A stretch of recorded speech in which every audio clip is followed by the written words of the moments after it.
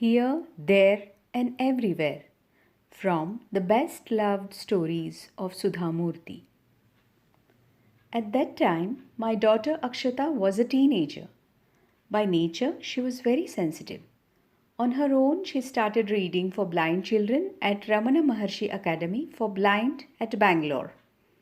She was a scribe too. She used to come home and tell me about the world of blind people. Later, she wrote an essay on them called I Saw the World Through the Blind Eyes of Mary. Mary was a student at the academy who was about to appear for the pre-university exam. Once, Akshata took Mary to Lalbagh for a change. The conversation between them was quite unusual. Mary, there are different types of red roses in this park, Akshata told her. Mary was surprised. Akshata, what do you mean by red? Akshata did not know how to explain what was red. She took a rose and a jasmine and gave them to Mary. Mary, smell these two flowers in your hand. They have different smells. The first one is a rose. It is red in color. The second one is jasmine. It is white. Mary, it is difficult to explain what is red and what is white. But I can tell you that in this world, there are many colors which can be seen and differentiated only through the eyes and not by touch. I am sorry. After that incident, Akshata told me, Amma, never talk about colors when you talk to blind people.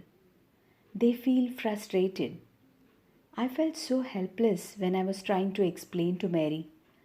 Now I always describe the world to them by describing smells and sounds which they understand easily. Akshata also used to help blind boy called Anand Sharma at this school. He was the only child of a school teacher from Bihar. He was bright and jolly. He was about to appear for his second pre-university exam. One day I was heading for an examination committee meeting. At that time, I was head of the Department of Computer Science at a local college. It was almost the end of February. Winter was slowly ending and there was a trace of summer setting in. Bangalore is blessed with beautiful weather. The many trees lining the roads were flowering and the city was swathed in different shades of violet, yellow and red. I was busy getting ready to attend the meeting. Hence, I was collecting old syllabi, question papers and reference books. Akshata came upstairs to my room. She looked worried and tired. She was then studying in class 10. I thought she was tired preparing for exams. As a mother, I have never insisted my children study too much. My parents never did that. They always believed the child has to be responsible. A responsible child will sit down to study on his own or her own. I told Akshata, don't worry about the exams. Trying is in your hands. The results are not with you. She was annoyed and irritated by my advice. Amma, I didn't talk about any examination. Why are you reminding me of that? I was surprised at her irritation, but I was also busy gathering old question papers, so I did not say anything. Absently, I looked at her face. Was there a trace of sadness on it? Or was it my imagination? Amma, you know Anand Sharma? He came to our house once. He is a bright boy. I am confident that he will do very well in his final examination. He is also confident about it. He wants to study further. She stopped. By this time, I had found the old question papers I had been looking for, but not the syllabus. My search was on. Akshata stood facing me and continued, Amma, he wants to study at St. Stephen's in Delhi. He does not have anybody. He is poor. It's an expensive place. What should he do? Who will support him? I'm worried.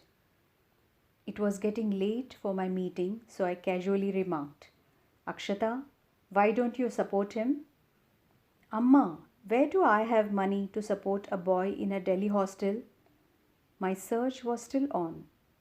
You can forfeit to your birthday party and save money and sponsor him. At home, even now, both our children do not get pocket money. Whenever they want to buy anything, they ask me and I give the money.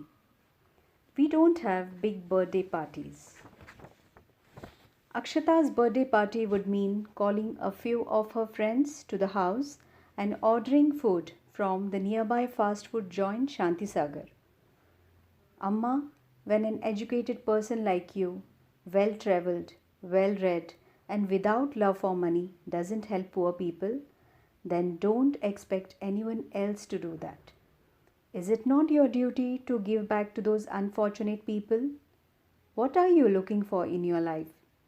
Are you looking for glamour or fame? You are the daughter of a doctor, granddaughter of a school teacher, and come from a distinguished teaching family. If you can't help poor people, then don't expect anyone else to do that. Her words made me abandon my search. I turned around and looked at my daughter. I saw a sensitive young girl pleading for the future of a poor blind boy. Or was she reminding me of my duty towards society? I had received so much from the society and country, but in what way was I giving back? For a minute I was frozen. Then I realized I was holding the syllabus I was looking for in my hand, and it was getting late for the meeting. Akshata went away with anger and sadness in her eyes. I too left for college in a confused state of mind. When I reached, I saw that as usual the meeting was delayed. Now I was all alone. I settled down in my chair in one of the lofty rooms of the college. There is a difference between loneliness and solitude. Loneliness is boring, whereas in solitude, you can inspect and examine your needs and your thoughts. I sat and recollected what had happened that afternoon. Akshata's words were still ringing in my mind. I was 45 years old. What was my duty at this age? What was I looking for in life? I did not start out in life with a lot of money. A great deal of hard work had been put in to get to where we were today. What had I learned from the hard journey that was my life? Did I work for money, fame, or glamour? No, I did not work for those. They came to me accidentally. Initially, I worked for myself, excelling in studies. After that, I devoted to Infosys and my family. Should not the remaining part of my life be used to help to the people who were suffering for no fault of theirs? Was that not my duty? Suddenly, I remembered JRD's parting advice to me. Give back to society. I decided that was what I was going to do for the rest of my life. I felt relieved and years younger.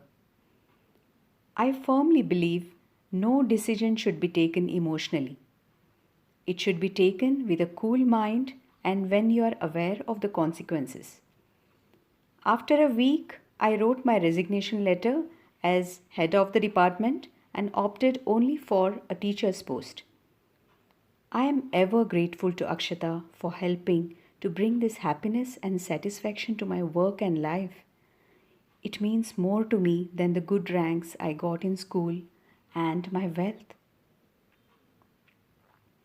When I see hope in the eyes of a destitute person, see the warm smile on the faces of once helpless people, I feel so satisfied.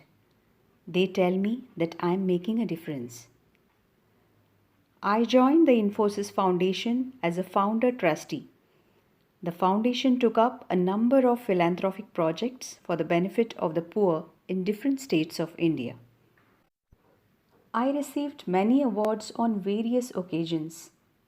One of them was the Economic Times Award given to the Infosys Foundation. As a trustee, I was invited to receive this award. At that time, I remembered my guru. Now she was a student in the US. I told her, "At least for one day you must come for this award ceremony in Mumbai.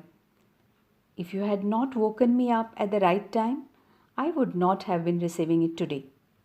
I want you to be present." I will remain indebted to Akshata forever for the way she made me change my life and the lesson she taught me.